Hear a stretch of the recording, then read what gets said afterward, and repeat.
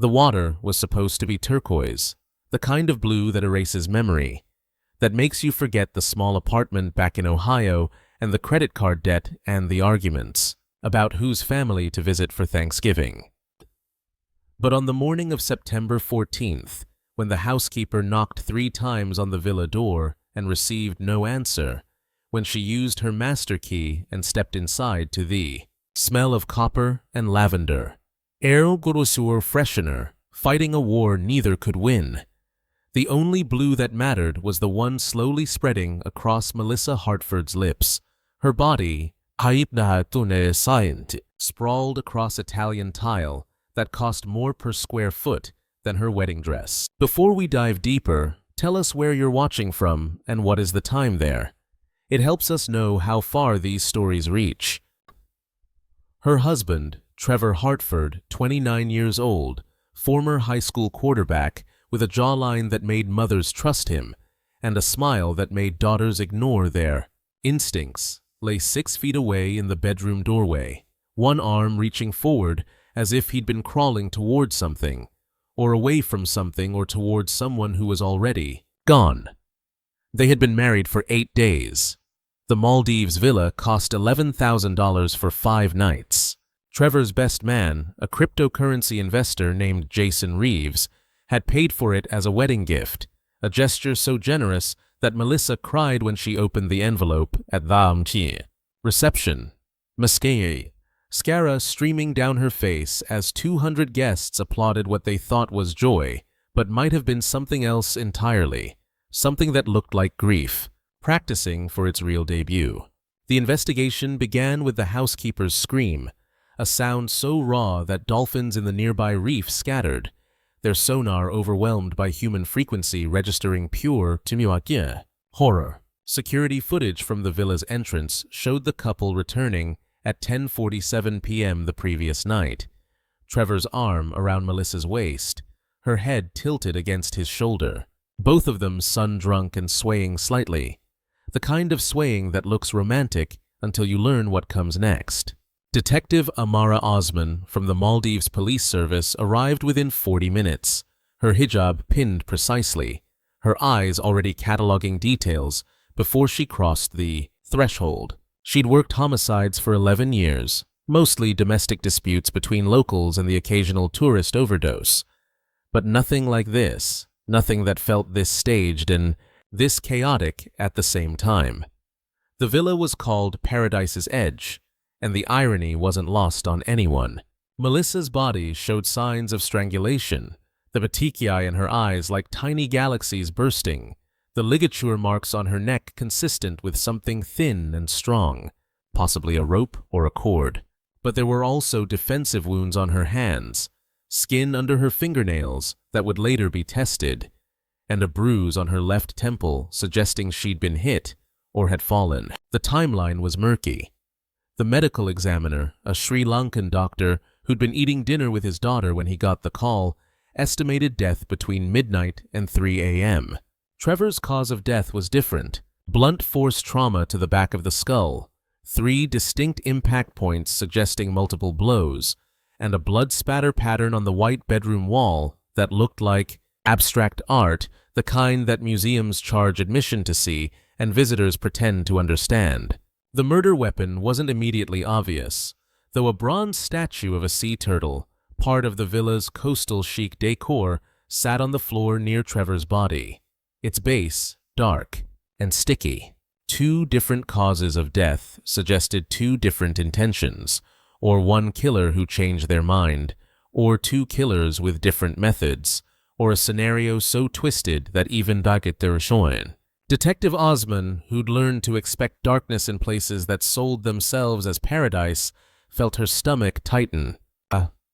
The investigation proper began with the villa's guest book, a leather-bound journal where visitors were encouraged to write about their experiences. Melissa had written in it their first night. "Finally here with the love of my life. This is where our forever begins. The sunset tonight was proof that God exists. Tea surprised me with champagne on the deck. I've never been this happy. I've never been this sure."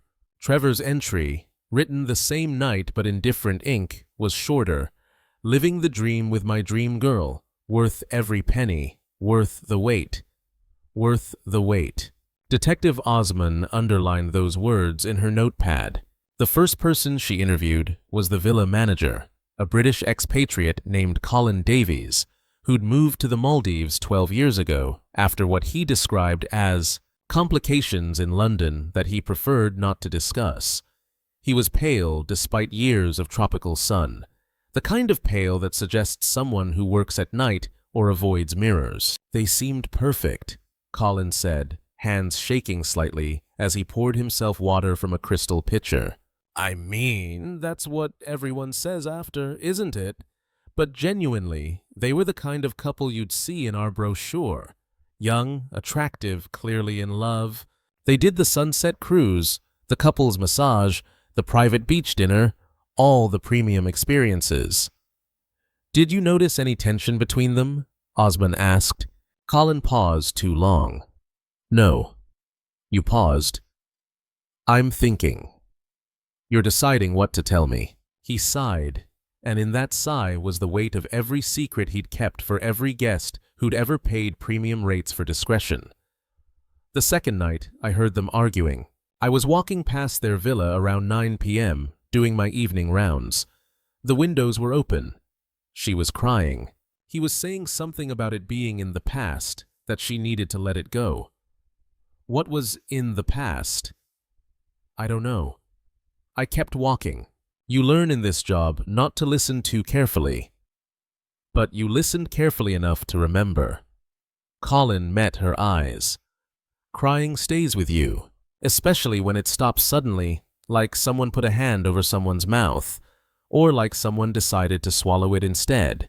The couple's phones were found on the villa's kitchenette counter, both plugged into chargers, both with fingerprint locks that would require warrants and specialist equipment to bypass.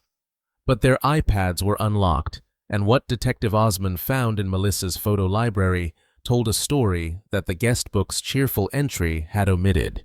Hundreds of photos from the honeymoon. Yes, the obligatory shots of sunsets and cocktails and selfies with the ocean bleeding blue behind them. But also screenshots. Text message screenshots. Dozens of them, saved and filed in an album titled Evidence. A word that made Osman's pulse quicken, because people don't collect evidence unless they're building a case, unless they know they're going to need proof of something terrible. The texts were between Trevor and someone saved in his phone as J. Short messages, the kind designed to not leave trails, but collectively they painted a picture that explained the crying Colin had heard, the tension beneath the honeymoon. Veneer, miss you already. Can't stop thinking about last night. She suspects something. Just a few more months. The money's worth it. You know I never wanted to marry her. The texts dated back 8 months, ending abruptly 3 weeks before the wedding, right around the time Trevor would have been writing his vows, promising forever to a woman he was actively betraying.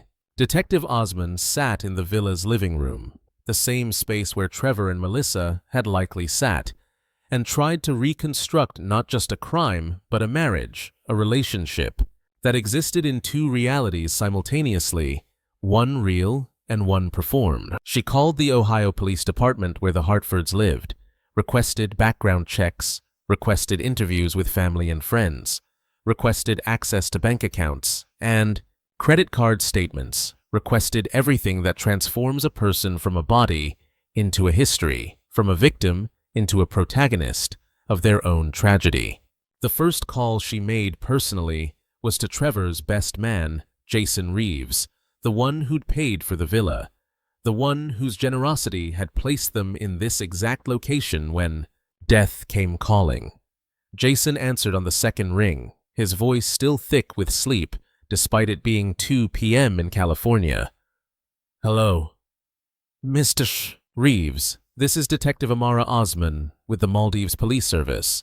I'm calling about Trevor and Melissa Hartford. The silence that followed was too long and too complete. The kind of silence that isn't about processing information, but about deciding which version of yourself to present. What about them? I'm sorry to inform you that they've been found deceased in their villa. What? The shock sounded real, but Detective Osmond had learned that shock was easy to perform, easier than love, easier than grief. What happened? Was it an accident? We're investigating it as a homicide. Double homicide. Jesus Christ. She heard movement, the rustle of sheets, footsteps on hard wood. Who would? They're on their honeymoon. They don't know anyone there. How is this possible? That's what I'm trying to determine. I understand you paid for their accommodation as a wedding gift. Yeah, I did. Trevor's been my best friend since college. I wanted to do something special for them. That's quite generous. $11,000. Trevor would have done the same for me. Would he? Another pause. What's that supposed to mean? Just trying to understand the relationship. You were very close. We are close. We're close. His voice cracked, and that crack might have been real, or might have been what he thought grief should sound like. I can't believe this. Melissa too. Both of them. Both of them. Mr. Reeves, I need to ask you some questions about Trevor's personal life. Okay. Do you know if he was having an affair? The silence this time was different. Weighted. Dangerous. Why would you ask that? Because I'm looking at text messages that suggest he was. Text messages to someone saved as J in his phone. She heard breathing, calculated and controlled. Then, I don't know anything about that.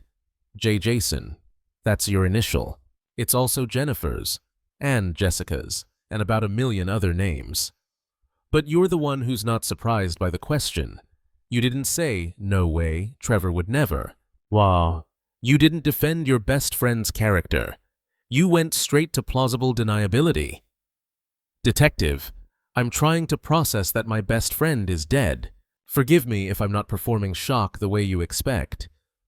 I'm not asking you to perform anything. I'm asking you to tell me the truth.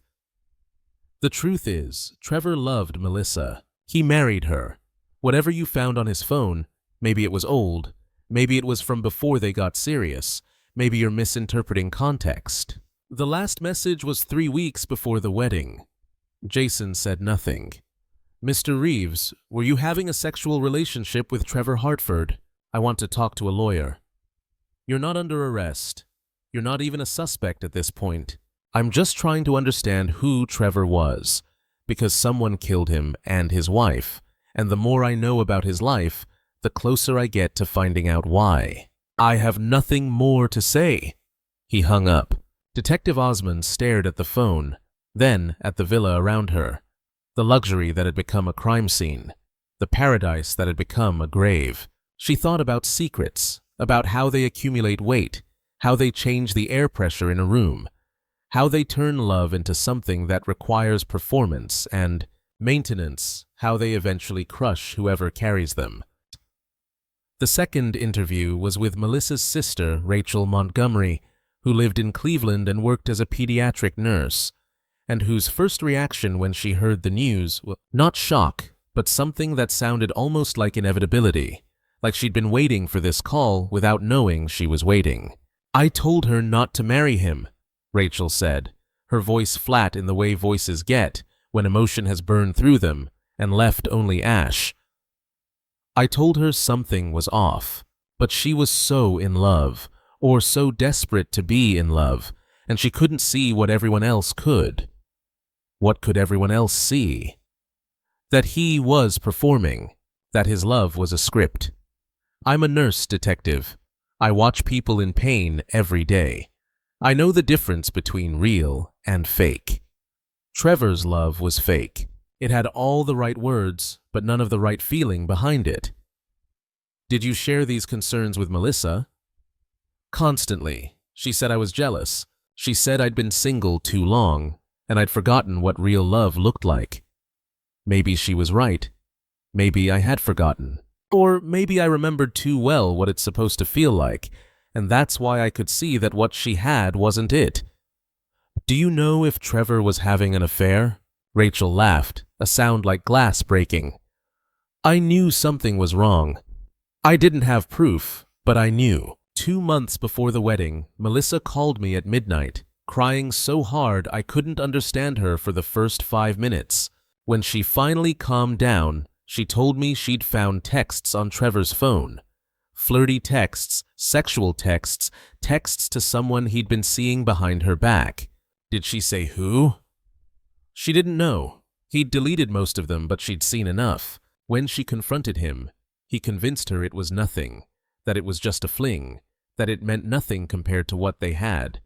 He cried. He actually cried and said he couldn't live without her, that he'd been scared of commitment and had sabotaged things, but now he was ready. Now he understood how much she meant to him, and she believed him. Or she wanted to believe him badly enough that she chose to. Why would she choose to believe someone who'd already proven he'd lied to her? Because she'd already sent out the wedding invitations. Because she'd already told everyone this was her fairy tale.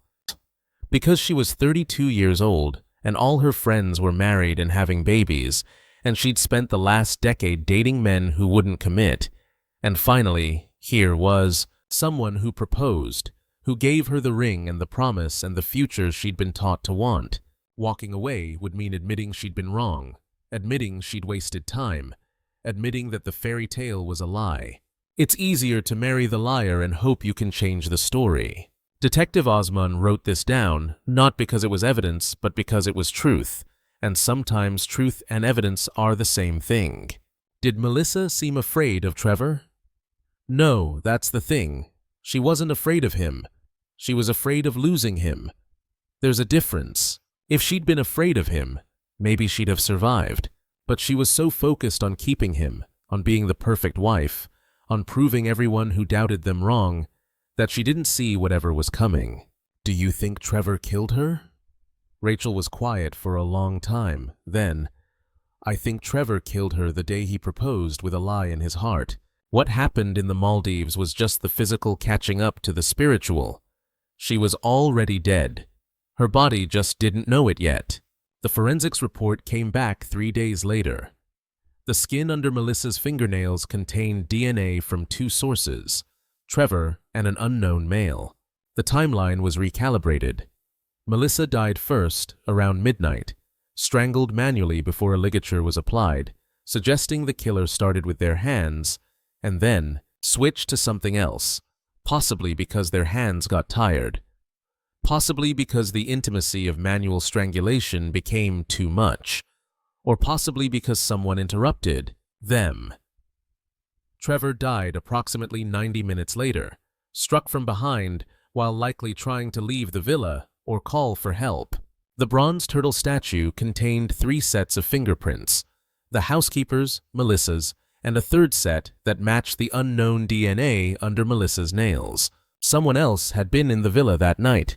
Someone who'd touched Melissa, who'd killed Trevor, who'd left traces of themselves behind like a signature they'd been too panicked or too arrogant to erase. Detective Osman ran the unknown DNA through international databases, requested comparisons with anyone in the Hartford's known circle, requested travel records for anyone who or diable Cid might have been in the Maldives during the relevant time frame. She was building a net, casting it wide, waiting to see what she caught. What she caught was Jason Reeves. His DNA was already in the system from a DUI arrest 4 years prior in Los Angeles. The match was 99.7% certain. He'd been in the villa. He'd touched Melissa. He'd held the murder weapon. Detective Osman called California law enforcement, requested they bring Jason in for questioning, requested they hold him on an international warrant while extradition was processed. She didn't sleep that night, running through scenarios, trying to understand how a best man becomes a murderer, how a wedding gift becomes the location of a double homicide, how love and betrayal and money and sex tangle together until the knot can only be undone with violence. Jason was arrested at his Santa Monica apartment, found trying to pack a bag, found with a one-way ticket to Costa Rica pulled up on his laptop, found with $43,000 in cash hidden in a gym bag, the kind of cash you only keep if you're planning to disappear. He lawyered up immediately, refused to answer questions, but his lawyer couldn't stop the investigation, couldn't stop Detective Osman from pulling his travel records and discovering that Jason Reeves had flown to the Maldives on September 12th, 2 days after the Hartfords arrived, that he'd stayed at a hotel 3 miles from their villa, that he'd rented a boat on September 13th, the day before the murders. The security footage from the marina showed him returning the boat at 4:17 a.m. on September 14th. His shirt different from the one he'd worn when he rented it, his hands shaking as he signed the return paperwork. The boat's GPS tracking showed it had been within 200 meters of the Hartford's villa during the estimated time of deaths. Jason Reeves had paid $11,000 to send his lover and his lover's wife to a remote villa, and then he'd followed them there. And then something had gone catastrophically wrong. The interrogation happened via video link. Detective Osman in the Maldives, Jason in a California holding cell, his lawyer beside him looking grim, knowing the evidence was overwhelming, knowing the best they could hope for was a narrative that explained without excusing. "Tell me what happened," Osman said. Jason stared at the camera. "I loved him." "I know."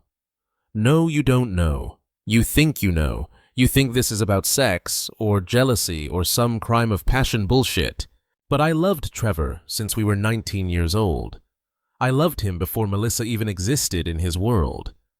I loved him when he was poor and uncertain, and didn't know who he was. I loved him through every girlfriend, every failed relationship.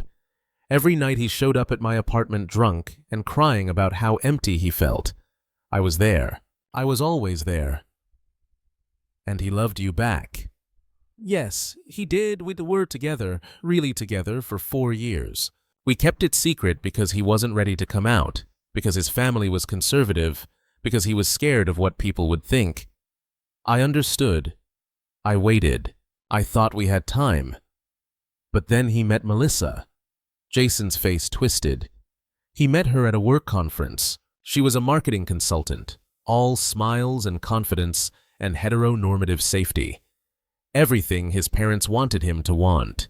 And suddenly he was talking about her like she was this revelation, like she was the answer to some question he'd been asking. I told myself it was a phase. I told myself he was confused. But then he proposed to her. "While still sleeping with you." He said he needed to try. He said he'd spent his whole life being what other people expected, and maybe this was who he was supposed to be. Maybe being with me was just him running from his real self. He said he owed it to himself to try to be normal. Normal. His word, not mine. But he kept seeing you, even after the engagement. He couldn't let go. He'd come to my place 2-3 times a week. He'd say he was at the gym, or working late, or meeting clients. We'd have sex, and then he'd cry and say he was a terrible person, and I'd tell him we could run away together. We could leave everything behind, and he'd say he couldn't. He'd say the wedding was already planned, the deposits were paid, everyone was expecting it. "So you paid for their honeymoon?" Jason laughed, bitter and raw. "I thought if I sent them somewhere beautiful, somewhere expensive, somewhere that represented everything he thought he wanted, maybe he'd realize how empty it was. Maybe he'd call me from paradise and say he'd made a mistake. Maybe the fantasy would crack and he'd come home and choose me. But that's not what happened. No." Jason's voice dropped to a whisper. "He called me the second night, 3 a.m. my time. He was drunk and crying, and he said Melissa had found old texts between us on his iPad, texts he thought he'd deleted. She confronted him. He admitted everything. She was devastated. She locked herself in the bathroom for 2 hours. When she came out, she said she forgave him, that they could work through it, that love meant fighting for each other. She wanted to stay married. She wanted to fix him. And Trevor? Trevor was panicking. He said he'd made a huge mistake. He said he should never have married her. He said he wanted out, but he didn't know how to leave without destroying her. I told him to just do it, to just tell her the truth and come home. And he said... Jason stopped, swallowed. He said maybe I should come there. Maybe if she saw us together, saw how real we were, she'd let him go. So you flew to the Maldives? I flew to the Maldives. I got a hotel. I waited for him to tell me when to come to the villa. On the 13th, he texted me around 11 p.m. He said Melissa had gone to bed early, that she'd taken sleeping pills because she couldn't stop crying, that this was the time. I should come now. We could talk to her together, in the morning when she woke up. But you went that night. I took a boat. I anchored offshore. I swam to their beach. Trevor let me in through the deck door. We were sitting in the living room, planning what to say, how to tell her, and then she walked out of the bedroom. Detective Osman leaned forward. She wasn't asleep. She wasn't asleep. She'd heard everything. Everything. She'd been listening from the bedroom, and she'd heard Trevor tell me he never loved her, that marrying her was the biggest mistake of his life, that he felt trapped. And she lost it. She started screaming, throwing things, saying she'd given up everything for him, that she'd defended him to her family, that she'd forgiven his cheating, and this was how he repaid her. She said she'd rather die than let him leave her. She said she'd make sure everyone knew what he was, that she'd ruin his life the way he'd ruined hers. And then, Jason's eyes were wet. Trevor tried to calm her down. He put his hands on her shoulders and she started hitting him, clawing at him. They were fighting, really fighting, and I tried to pull her off him and she turned on me. She was screaming that this was all my fault, that I'd seduced him, that I'd turned him gay, that I was evil. She had her hands around my throat. I pushed her away and she fell, hit her head on the coffee table. She was stunned.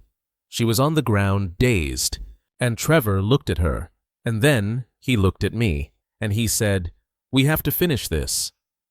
I didn't understand what he meant. Then he knelt down and put his hands around her neck. Detective Osman felt cold. Trevor strangled her. He said she'd never let him go. He said if we let her live, she'd destroy both of us. He said this was the only way. I tried to stop him. I grabbed his arms, but he was stronger, and he was determined, and he kept squeezing until she stopped moving. I was in shock. I couldn't process what had just happened. Trevor stood up and said we needed to stage it, make it look like a robbery or something. He was completely calm, like he'd flipped a switch and become someone else. But you didn't help him stage it. I couldn't. I stood there looking at Melissa's body, at what we'd done, and I realized that Trevor wasn't the person I thought he was. I'd loved a fantasy. The real Trevor was someone who could kill his wife to avoid embarrassment, who could murder someone rather than face the consequences of his choices. And I understood that if he could do that to her, he could eventually do it to me. So you killed him? Jason nodded slowly. He was turned away from me, moving the statue, saying something about how we'd tell the police she attacked him with it, and he defended himself. His back was to me. I picked up the statue and I hit him. I hit him 3 times. I watched him fall, and then I got in the boat and I left. The confession was recorded, transcribed, submitted to both Maldivian and American courts. Jason Reeves was charged with second-degree murder for Trevor's death and accessory to murder for Melissa's death. Trevor Hartford, dead before he could be charged, was posthumously labeled as Melissa's killer, his reputation destroyed, his family shattered by the revelation of who he'd really been. The trial lasted 6 weeks. The evidence was overwhelming. Jason's defense argued crime of passion, argued self-defense, argued that he'd been manipulated by Trevor's lies just as much as Melissa had.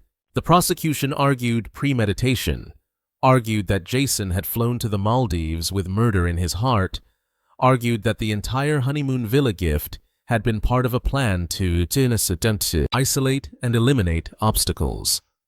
The jury deliberated for 4 days. Jason Reeves was found guilty of second-degree murder and sentenced to 19 years in prison. He would be eligible for parole in 13. During sentencing, he read a statement. "I loved someone who didn't exist. I built my life around a version of Trevor that was only real in private, in secret, in moments stolen from his real life." Melissa loved the same ghost. "We were both trying to hold on to someone who was only ever a performance, a mask, a lie he told so well that we believed it was true. She died because she wouldn't let go of the illusion. Trevor died because he thought murder was easier than honesty. I'm in prison because I chose violence over walking away. We all killed each other in different ways with different weapons. But we were all dead long before that night in paradise. We just didn't know it yet." Detective Amara Osman attended the sentencing via video link from her office in Malé.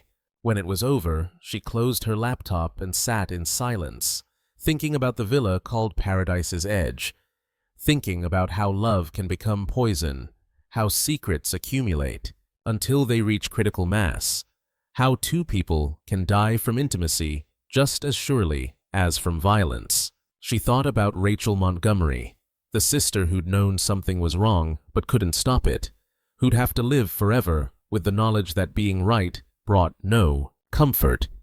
She thought about Jason Reeves, who'd loved someone enough to kill for them and kill them, who'd learned too late that love without truth is just elaborate pretending. She thought about Trevor Hartford, whose death might have been justice or tragedy, depending on which angle you viewed it from, who'd wanted everything and ended with nothing, whose last thought was probably surprise that consequences had finally caught up with him.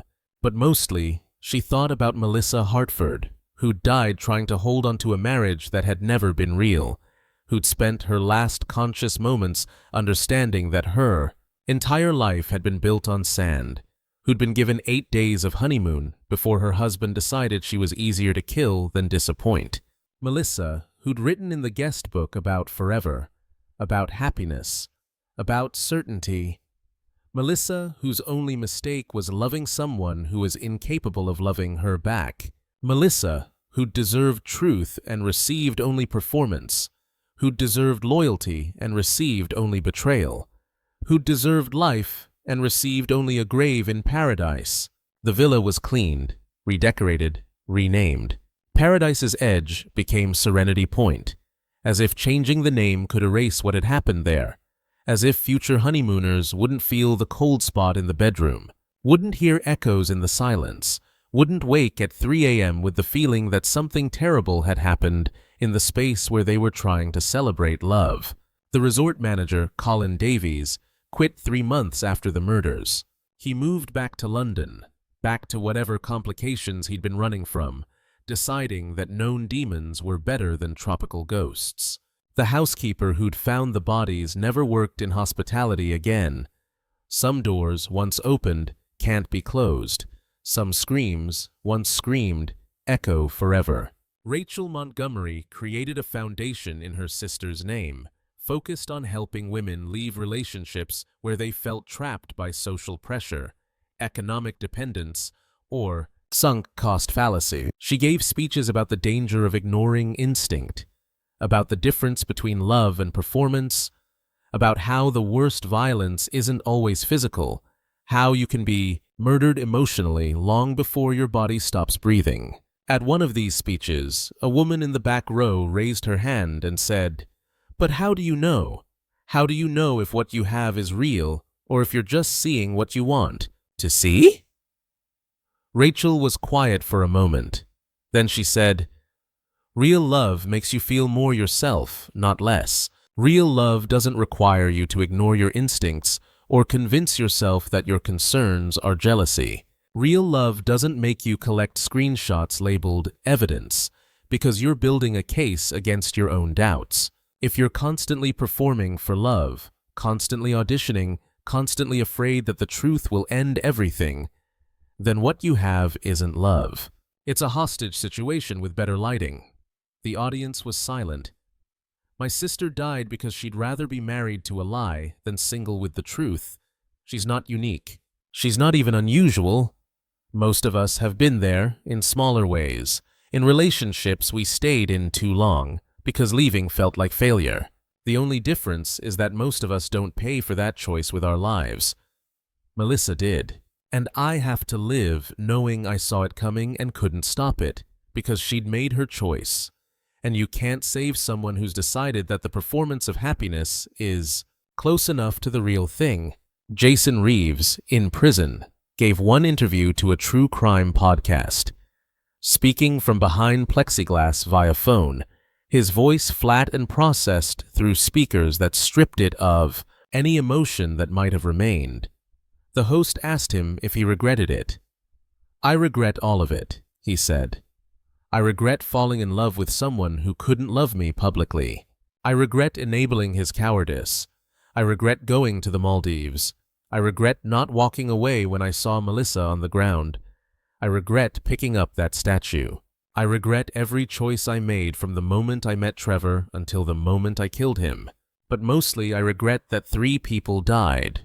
Melissa literally, Trevor literally, and me spiritually. Because we couldn't tell the truth. Because we thought love meant accepting lies. Because we confused desire with destiny and obsession with devotion. Do you think you loved Trevor, or did you love who you wanted him to be?" Jason laughed, hollow. "Is there a difference? Isn't that what all love is? Seeing someone and imagining the version of them that could make you happy, and then spending years trying to turn the real person into that imagined version? Melissa did it. I did it. We were both in love with Trevor's potential, with the man he promised he could be. The actual Trevor, the one who existed independent of our projections, he was just scared and selfish and human. But we couldn't see that. We were too busy being in love with our own ideas. If you could go back, what would you do differently?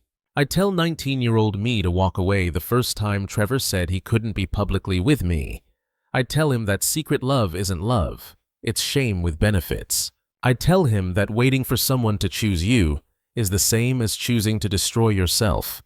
I'd tell him that the most dangerous thing you can do is love someone more than they love themselves, because they'll always resent you for seeing their potential when they're comfortable with their reality. The interview ended with Jason returning to his cell, his words uploaded to streaming platforms where millions would listen while commuting or exercising or falling asleep. His tragedy becoming content, his life becoming a cautionary tale, his existence reduced to a 40-minute episode with ad breaks. The Maldives villa changed hands, sold at a discount, bought by a developer who specialized in erasing histories, who understood that luxury markets don't pay premium prices for ghosts. The new owners, a tech couple from Singapore, knew nothing about what had happened there until their first night, when the wife woke at 3 a.m. and said, "Something terrible happened here. I can feel it." The husband said, "You're imagining things. Go back to sleep." But she couldn't sleep. She lay in the dark, listening to the ocean, listening to the silence inside the silence, and in that space between waves, she heard something that might have been wind or might have been someone crying, someone who'd realized too late that they'd married the wrong person, trusted the wrong promises, believed the wrong version of love. They left the next morning. The villa went back on the market. Some places are haunted not by ghosts, but by truth. By the moment when illusions shattered and reality came pouring in with the copper smell of blood and the breaking sound of promises that should never have been made. Detective Amara Osman, 2 years after closing the case, got married herself. A simple ceremony, no honeymoon, no villa in paradise. She'd seen what happens when love gets performed instead of lived, when people invest more in the wedding than the marriage, when the ceremony becomes more important than the commitment. Her spouse asked her once, late at night, why she never wanted to travel somewhere romantic somewhere tropical, somewhere that resembled paradise. She said, "Paradise is just a place where you can't see the exits. I prefer being somewhere real." They stayed in Malé, in their small apartment with the leaking faucet and the neighbors who fought and the street noise that never stopped. They were happy there, in the mess and the mundane, in the truth of ordinary life without the performance of extraordinary romance. She thought sometimes about Melissa Hartford's last diary entry, found on her laptop during the investigation, written the day before her death. "Tomorrow we're doing the sunset yacht cruise.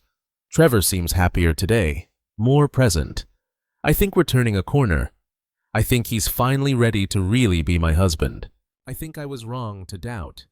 This place is magic. It's healing us. It's showing us who we can be together. I'm so grateful we came here. I'm so grateful I fought for us. Love is worth fighting for. I'm proof of that." Melissa had been wrong. Love isn't worth fighting for when the other person isn't fighting beside you, when you're alone in the ring, shadowboxing with someone who's already left. The most dangerous words in the English language, Detective Osmond thought, might be, "I can change him," or "This will get better," or "I've invested too much to walk away now." These were the words that kept people in slowly sinking ships, that convinced them to keep bailing water instead of getting into the lifeboat, that turned hope into a weapon, used against the self. Melissa Hartford died on her honeymoon, but the killing started long before. Started with every time she ignored her instincts, every time she accepted an excuse, every time she chose performance over truth. Trevor Hartford died on his honeymoon, but he'd been dying slowly from the moment he decided that lying was easier than living, that other people's expectations mattered more than his own identity, that love was something you could fake well enough that it might become real. Jason Reeves died on his honeymoon, even though he wasn't the one getting married. Died the moment he chose murder over heartbreak. Died when he realized the person he'd loved, for a decade, was just a mirror reflecting his own desperation back at him. 3 people, 3 deaths, 3 different weapons. Trevor used secrets. Melissa used denial. Jason used a bronze turtle statue that cost $300 and was meant to represent longevity and peace. The irony wasn't lost on anyone. But maybe the real crime wasn't the murder. Maybe the real crime was that all 3 of them knew the truth long before they ended up in that villa, knew the relationship was built on quicksand, knew that pretending wouldn't transform into reality no matter how committed they were to the performance. Maybe the real crime was that they chose to keep pretending anyway. Maybe we all do. Maybe that's what makes this a true crime story instead of just a tragedy. The crime isn't what happened in the Maldives. The crime is what we do to ourselves and each other in the name of love. The way we twist and diminish and destroy ourselves trying to be what someone else wants, trying to hold onto something that was never ours, trying to turn fantasy into fact through sheer force of will. The crime is that we know better and we do it anyway. The crime is that we read stories like this and think, that would never be me, when the truth is it could be any of us, all of us, everyone who's ever stayed too long or ignored red flags or chosen comfort over truth. The crime is being human in a world that sells us fairy tales and then acts surprised when we die trying to live them. Melissa Hartford, Trevor Hartford, and Jason Reeves committed that crime. They're not unique. They're not even unusual. They're just the ones who ended up in a villa called Paradise's Edge, where the turquoise water couldn't wash away the blood, where the sunset couldn't distract from the bodies, where the dream honeymoon became a nightmare from which only one person woke. And even he's still sleeping, in a way, trapped in a cell that's no more confining than the prison of his own making, the one he built brick by brick every time he chose. Obsession over dignity, possession over peace, violence over the simple, devastating courage of walking away. The ocean doesn't care about any of this. It continues its rhythm, Waves coming and going, erasing footprints, erasing evidence, erasing the temporary marks that humans make on paradise before paradise reclaims itself. The villa stands empty most of the year now. Sometimes couples rent it, drawn by the discount, ignoring the history or not knowing about it at all. They take the same photos Melissa took, pose in the same spots, smile with the same hope that this place will transform them, will make their love stronger, will prove that they made the right choice. Most of them leave unharmed. Their honeymoons are boring in the best way, filled with sunburn and overeating and sex that's good enough, and arguments about whose family to visit for Christmas and all the mundane realities that make up a real marriage, as opposed to the performed one. But every now and then, a couple arrives and the air feels wrong. The villa doesn't welcome them. The ocean sounds angry. They fight about things that shouldn't matter, and the fights escalate faster than they should, and words get said that can't be unsaid. Most of them survive. They go home and maybe get therapy, or maybe get divorced, or maybe just learn to live with the fact that paradise couldn't fix what was broken, that love requires more than a beautiful location and good intentions. But the villa remembers. The walls remember. The bronze turtle statue, now replaced with a ceramic vase, remembers what it was used for, what it became. And somewhere in the space between waves, in the silence inside the silence, Melissa Hartford's voice still echoes, asking the question she never got answered. Was any of it real? Was any of the love he claimed to feel true? Or was it all performance, all transaction, all the elaborate theater of someone who'd learned that certain words could get him certain things, and real emotion was optional as long as the mimicry was convincing? She died not knowing. That might be the worst part. She died in confusion, in the heartbreak of understanding arriving too late to save her, in the space between revelation and action, where truth becomes a weapon used by the very people who should have given it freely from the start. Detective Osman, when she thinks about the case now, doesn't think about justice or evidence or the satisfaction of solving the crime. She thinks about that question, the one Melissa never got to ask out loud. Was any of it real? And the answer, the one that haunts more than any ghost, the one that makes the case stick in her mind years after closing the file, is simple and devastating. No, none of it was real. The wedding was real. The honeymoon was real. The villa was real. The violence was real. But the love? The love was fiction, a story three people told themselves and each other, a narrative they committed to so completely that they couldn't see the exits even when the building was burning. The love was the most fictional part of this entire true crime story. And that, Detective Osman thinks, might be the truest crime of all. Fictional part of this entire true crime story. And that, Detective Osman thinks, might be the truest crime of all.